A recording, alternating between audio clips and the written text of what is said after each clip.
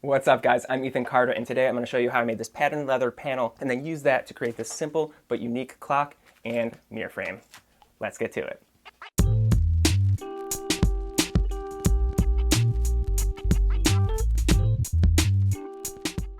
Alright guys, I'm a huge fan of Michael Alms of AlmFab's pattern plywood projects, so I thought I'd see if I could take some of the techniques that he uses with plywood and apply them to leather to get some cool patterns, and it worked. So let me show you how I did it. The first step is to pick out the leather. You need at least 2 contrasting colors, but the more you use, the more interesting you can make the patterns. The thickness of the leather doesn't really matter as long as they're all the same thickness. I'm using 3-ounce leather. To keep all the strips of leather connected, I needed a backing material, and I decided to use a thin piece of canvas, which I cut to 11 by 9 inches. Then I laid out the leather to make sure I had enough to cover the piece of canvas. The width of the strips doesn't really matter, again, as long as they are all consistent. For these projects, I went with half-inch strips. The more precise you are when cutting the strips to the same widths, the better the pattern consistency will be, so I took plenty of time to carefully line everything up with my ruler before each cut.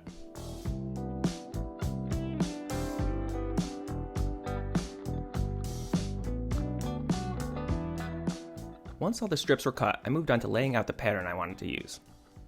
As long as you use a repeated sequence, the end result will have a consistent pattern. For example, for this first panel I went with tan, cream, chocolate, cream, tan, and then kept repeating that sequence. I also tried a tan, then chocolate, then cream sequence, and I will compare the two results later, which will make what I'm saying make more sense. Once I was happy with the layout, I used some Tandy Leather's Eco-Weld adhesive to glue the strips to the canvas. You simply apply some to the canvas and to each strip, wait for it to get tacky, and then stick them together. I started at one edge of the canvas and then worked my way down strip by strip, being careful to make sure that each strip's edge was butted up as close as possible to the strip before. This next step is what makes the whole thing work, cutting new strips at a 45-degree angle.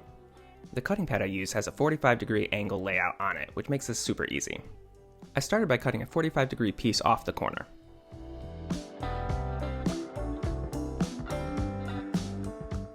Then I simply used that new edge as the straight edge reference for cutting all the strips. I lined up the edge against one of the grid lines, used my rotary cutter to cut a half-inch strip, moved the new edge over to the grid line, and cut another half-inch strip. I continued this until I had cut as many strips as possible. Once all the strips were cut, I slid each strip one diamond to the left or to the right, which creates the new pattern.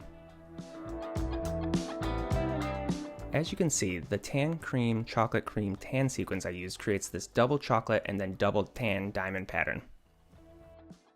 Alright guys, a quick interruption for a quick tip that I figured out. So after I finished all the projects, I was thinking about the panels I made and how much waste I had in each corner. And I think I figured out a way to minimize that waste. So instead of lining up all the strips perfectly and then cutting it, if we stagger them, the thickness of the strips, so in this case a half an inch, if we stagger them all the way down, when you cut that 45-degree angle, the only waste that you're getting is just the corners of each of these strips, and then the rest of the panel is usable. So the other way works completely fine. I just think this is a way of maximizing the usable leather and minimizing the waste. So I thought I'd let you know. Let's get back to it.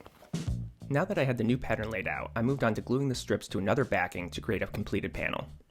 For this backing, I used leather instead of canvas to give the panel a little bit more rigidity. And I again used some Eco-Weld to glue the strips to the leather backing. I started with the longest center strip. Since this first strip would be the reference for all the other strips, I used my ruler to make sure it was perfectly straight. Then I just worked strip by strip until everything was glued together.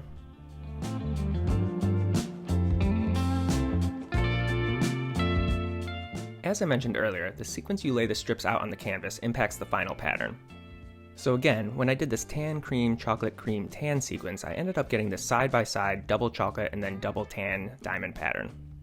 Alternatively, let me show you what I got when I did a simple tan, chocolate, cream sequence.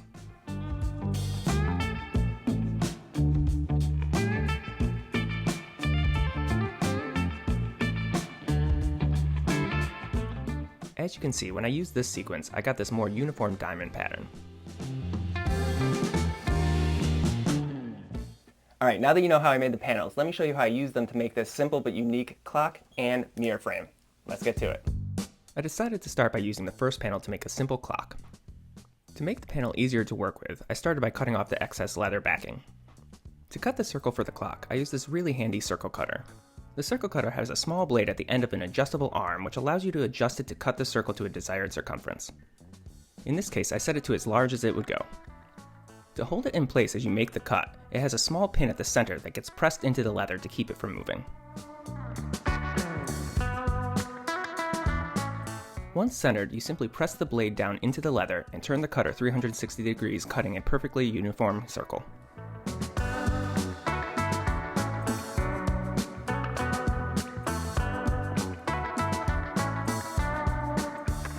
For the structure of the clock, I decided to attach the leather circle to some plywood.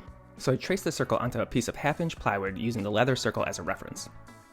Next, I found a leather punch the right size for the clock mechanism shaft I was going to use, and then I used my arbor press to punch a hole in the center of the leather.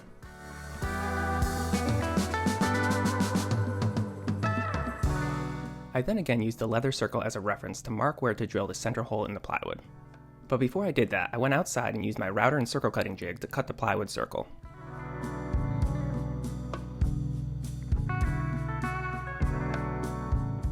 Before gluing the leather to the plywood, I did a test fit to make sure I had the right length clock shaft.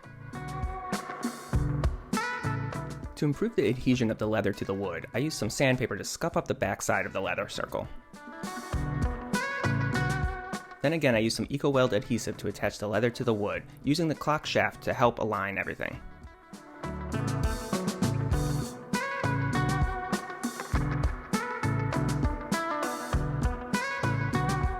Before attaching the clock mechanism, I added a couple strips of leather to the edges of the circle to cover up the plywood.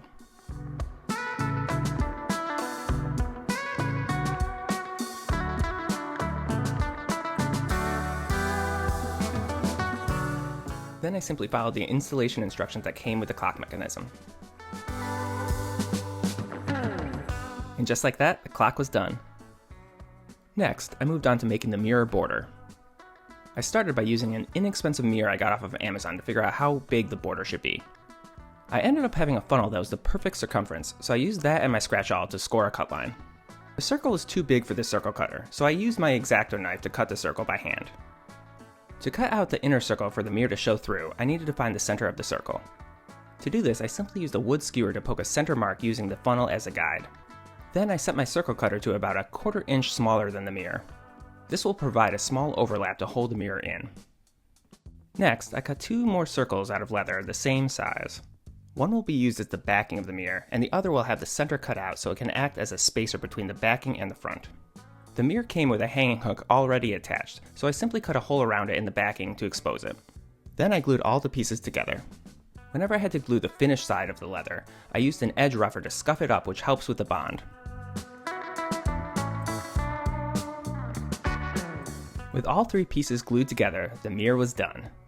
And the only thing left was to take those finished beauty shots.